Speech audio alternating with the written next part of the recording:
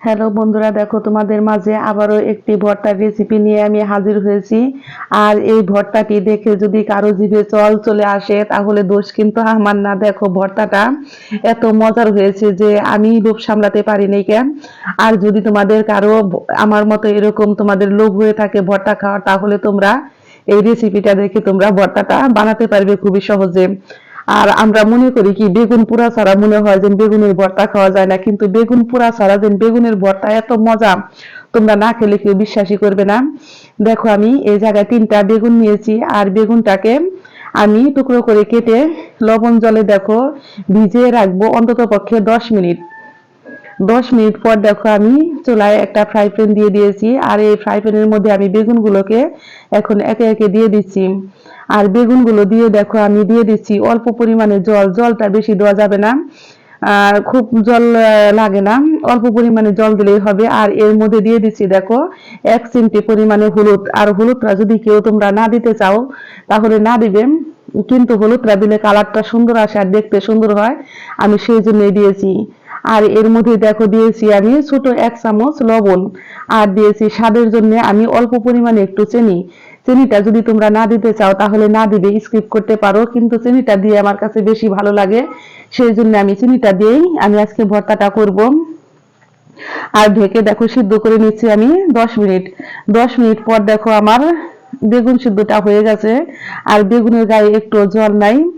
আমি চুলায় fry pan বসিয়ে দিয়েছি, দেখো ফ্রাই প্যানে দিয়েছি 4টা শুকনো লঙ্কা, সরিষার তেল দিয়ে আমি এটাকে ভেজে নিয়েছি। আর দিয়েছি এই জায়গায় 4 কোয়া রসুন। রসুনটাকে আমি কুচি করে দেখো তেলের মধ্যে হালকা করে একটু ভেজে নিয়েছি। আর এইভাবে ভেজে দিলে তোমার রসুনের সেন্টটা আসে এত সুন্দর, আর ভর্তাটা খেতে এত ভালো লাগে যে তোমরা না খেলে কেউ বিশ্বাসই করবে না। আর এর মধ্যে দেখো দিয়ে দিয়েছি আমি বড় সাইজের একটা পেঁয়াজ। আর দেখো আমার ছেলে বলেছে যে মা ঝালটা একটু বেশি দিবে, ঝালটা একটু বেশি হলে মা ভর্তাটা খেতে বেশি ভালো লাগে, সেই জন্য আমি আবারও 3টা শুকনো লঙ্কা দিয়েছি। আর বেগুনটা দিয়ে দেখো আমি এখন অনবরত নেড়ে চেড়ে নিব। আর বেগুনটা তো আমার এমনি সিদ্ধ হয়ে গেছে, হালকা একটু দেখো ম্যাশ করাতে আমার বেগুনটা গলে যাচ্ছে।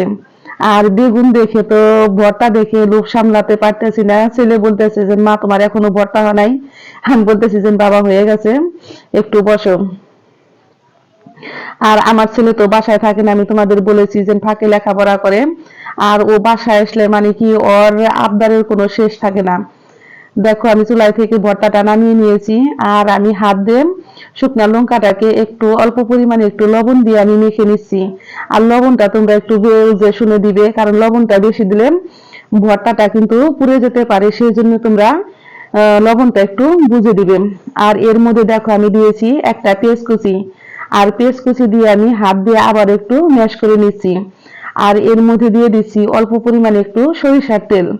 ওহ, সরিষার তেল দিয়ে এই ভর্তাটা খেতে হয় যেন এত দারুণ।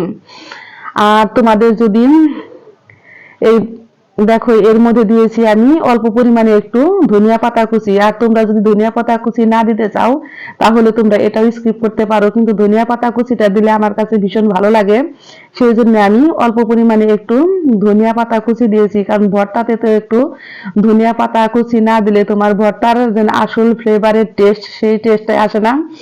দেখো কথা বলতে বলতে আমার ভর্তা মাখানো রেডি হয়ে গেছে, আর ভর্তাটি গরম গরম অবস্থায় দেখো আমি মেখে নিচ্ছি। আর আমার এই ভর্তা রেসিপি যদি তোমাদের ভালো লেগে থাকে তাহলে অবশ্যই অবশ্যই তোমরা লাইক করবে, কমেন্ট করবে, শেয়ার করবে, এবং যারা আমার নতুন বন্ধু আছো তারা আমাকে একটা সাবস্ক্রাইব করতে ভুলবে না। দেখো ভর্তাটি আমার ঝাল লবণ সবকিছুই একবারে পারফেক্ট আছে, আর খেতে হয়েছে এটা দারুণ। তোমরা এটা অবশ্যই রান্না করে খেয়ে আমাকে কমেন্ট বক্সে জানাবে যে কার কেমন লেগেছে। যদি তোমাদের ভালো লেগে থাকে তাহলে অবশ্যই অবশ্যই একটা লাইক প্লিজ। তোমরা সকলে ভালো থাকবে, সুস্থ থাকবে, সকলকে জানাই ধন্যবাদ।